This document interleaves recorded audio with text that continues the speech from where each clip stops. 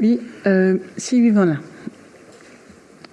Oui, Monsieur Fagot, par rapport à la question du CCAS, bien sûr, il est tout à fait souhaitable d'apporter tout l'éclairage sur la situation. Bon, je vais encore rappeler que la difficulté du CCAS provient notamment des revalorisations salariales, même si elles sont justifiées par rapport au personnel, bien entendu, puisque le CCAS repose, bien entendu, sur des frais de personnel importants, puisque c'est un établissement public de service. Par ailleurs, et je l'ai redit, mais je vous le redis, les difficultés proviennent de deux budgets annexes, à savoir les résidences autonomie, budget qui a commencé à être traité, notamment, on l'évoque avec la cession de la résidence UO, qui quand même assainit financièrement parlant, bien entendu, le budget annexe de la résidence autonomie, tout en maintenant la capacité d'accueil de nos seniors, puisqu'il va y avoir la construction de nouvelles résidences autonomie. Et puis, il y a le budget d'aide à domicile, qui pose des problèmes, puisque nous allons avoisiner près de 1 million de déficit.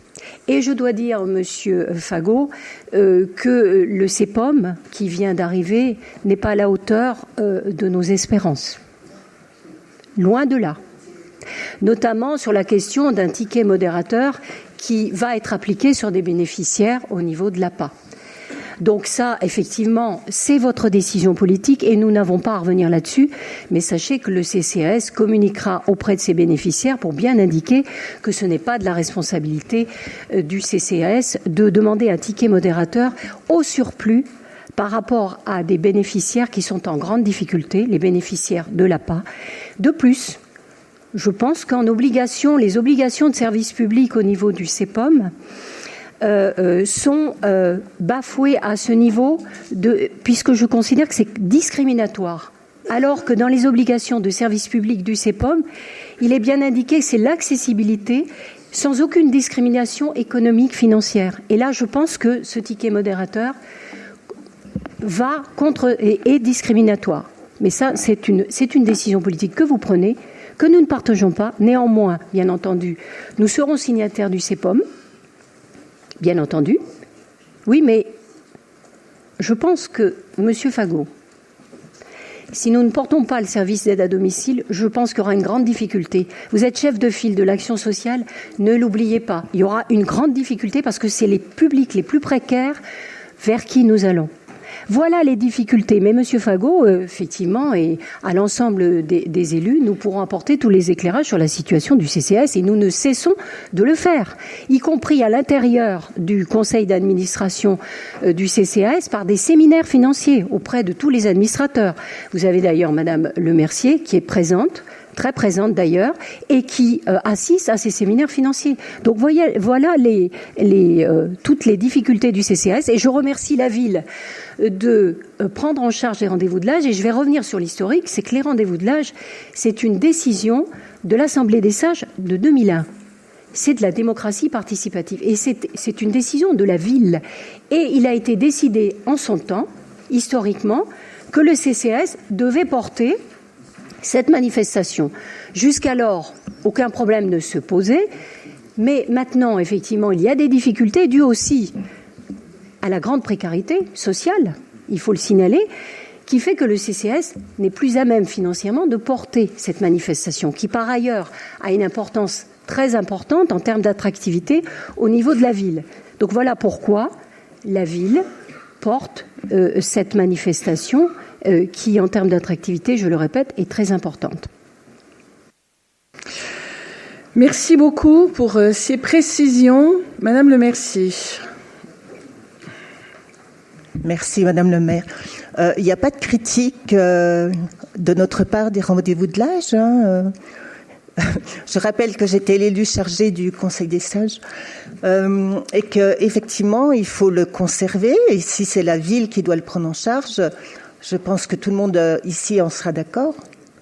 Quant au CEPOM, effectivement, néanmoins, Monsieur Lim, vous avez quelque chose à me dire ?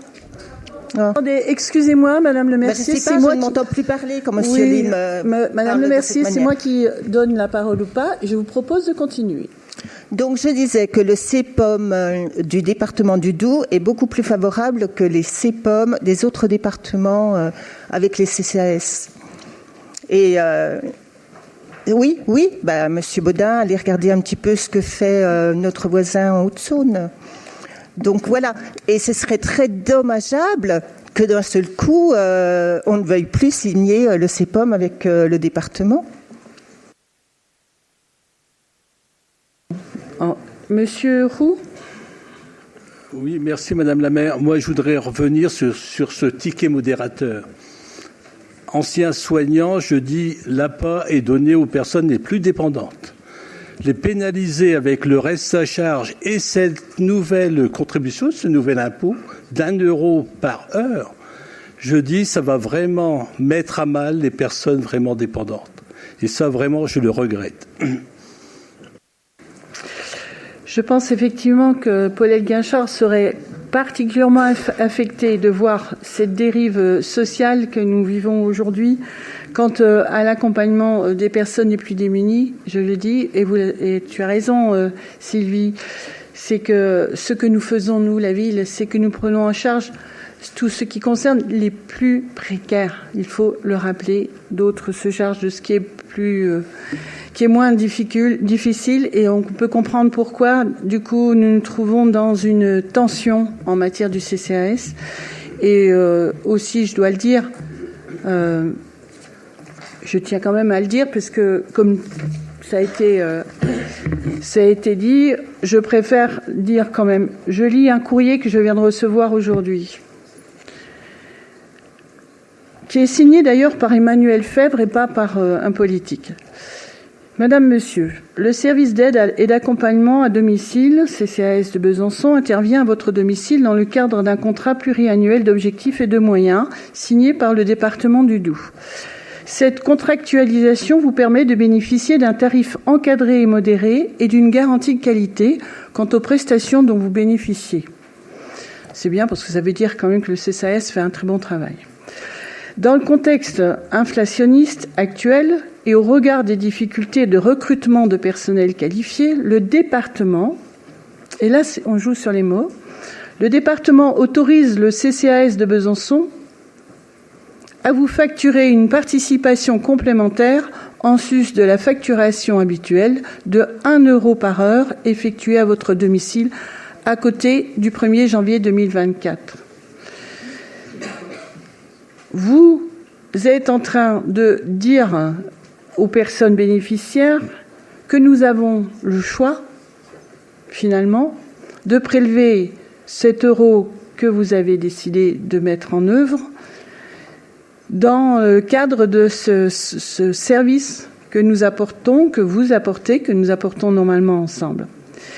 Sachant que nous, dans le contrat pluriannuel d'objectifs et de moyens, nous étions en train de discuter du fait qu'il fallait revoir les tarifs. Et que les tarifs, du coup, quand ils ont été revus, vous avez considéré que vous preniez l'enveloppe globale et que la moitié de cette enveloppe, elle pouvait être supportée par les bénéficiaires eux-mêmes. C'est ça la réponse que vous nous avez apportée. Et que vous l'apportiez, c'est déjà un choix politique, mais que vous demandiez à ce que nous distribuions ce courrier-là aux bénéficiaires pour porter votre voix à faire augmenter l'impôt, je trouve que c'est indécent.